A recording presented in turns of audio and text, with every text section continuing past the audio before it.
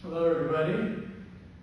Today we're working on the Tai Chi fundamentals and balance. This is the very beginning of our Tai Chi series, learning what the footwork is doing, what the distance is, what the weight distribution is, how to use the hips and waist as a fulcrum for our movements. My name is Dr. Randy Sugawara, and let's begin.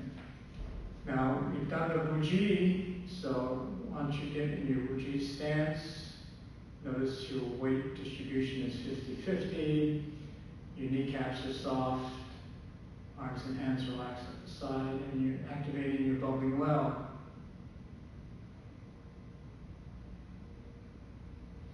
So you're reached a stage where your practices have gotten you to the point that just simply standing in Wuji begins to activate your chi. And you start noticing you're filling up. And this is a good sign. Now, as far as the footwork goes, that prepares you for learning your balance and weight distribution. When we're standing feet shoulder width apart, I'm going to pivot one foot. So I've got a 90-degree connection between each foot. So if I bring my foot back, now I've got 90 degrees. I step out of shoulder width, and there I am. So my feet right now pointing forward, I pivot 90, and pretty much my weight's evenly distributed, 50-50.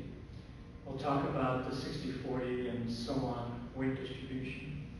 But right now I want you to get used to the idea of stepping out shoulder width apart. So your feet be together, step out, a shoulder width apart. Relax kneecaps. You're standing tall, you're in your Wuji. Let's try it one more time. Feet together. I'm going to step out to this side, one shoulder width apart, kneecaps soft, back straight, and so on. Pivot this foot 90 degrees. If I bring my foot back, I've got that 90-degree angle. I step out one shoulder width, and then bring my feet pointing forward. That tells me I'm a shoulder width apart. Now, you can go a shoulder and a half, and then for those that feel ambitious, you can do two shoulders. So let's do it shoulder and a half. So I'm going to go ahead and pivot, and I'm going to step out about a half shoulder wider. So in other words, I'm now a shoulder and a half wider.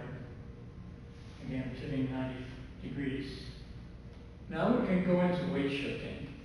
So I'm at 50-50 right now, 50% here, 50% here. I want to bring it back 10%, so I'm at 60-40, meaning 60% of my weight is on the back leg, 40% is on the front. And feet back, shoulder width apart. We'll try this side. I'm going to pivot 90 degrees. Again, I'm one shoulder width apart, shoulder and a half, it look like this. And I'm at 50-50. Bring it back 10%, now I'm at 60-40. Okay, good. Let's try it two shoulder widths apart. How do we do that? Starting with feet shoulder width apart. You pivot, step out another half shoulder. That's a shoulder and a half. Another half shoulder. Now you're two shoulder widths apart. Again, weight is 50-50, so 50 here, 50 here. I want to bring it back 10%.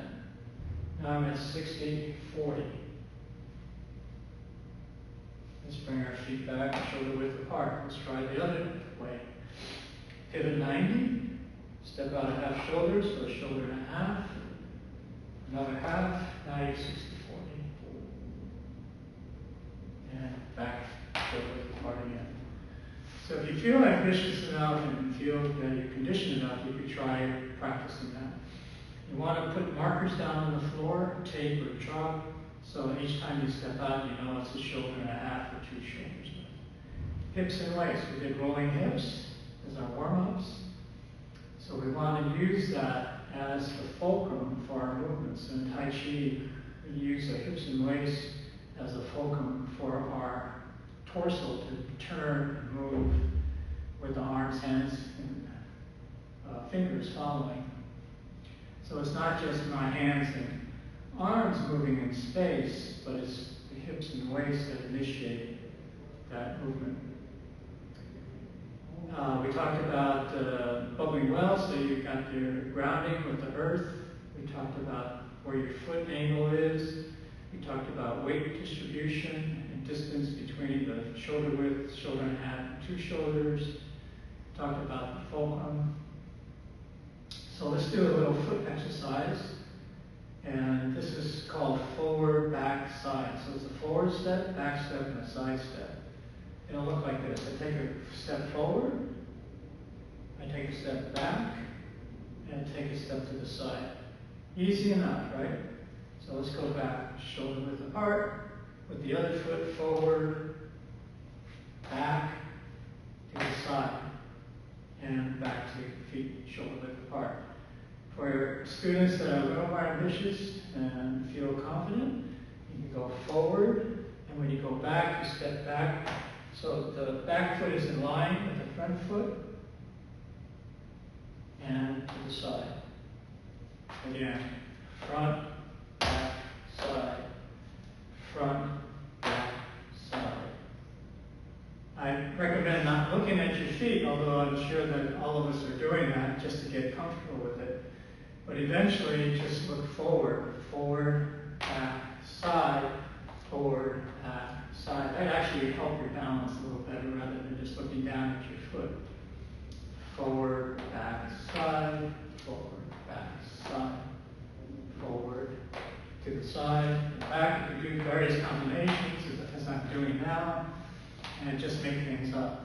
But the first part of it is forward, back, side, forward, back, side. The easier version is forward, straight back, and to the side. Forward, straight back, and to the side. From this angle, it's forward, back, to the side, forward, back, to the side. Forward, back, side, forward, back, side, forward, back, side. I just made it a little bit more jazzy, a little bit more fluid. You can play with it the way you like. Okay, so that's kind of a rough beginning for your Tai Chi movements and balance. And as I said, you're now at a point that if you're ambitious enough, you go shoulder and a half, two shoulders width, shoulder, shoulder and a half, two shoulders. Same one, other side, two shoulder widths. Now you got 60-40, 60 back here, 40 on the front. Later, as we go into the set, you'll see what the advantages are, understanding how to achieve these horse stances and the weight distribution. Thank you very much.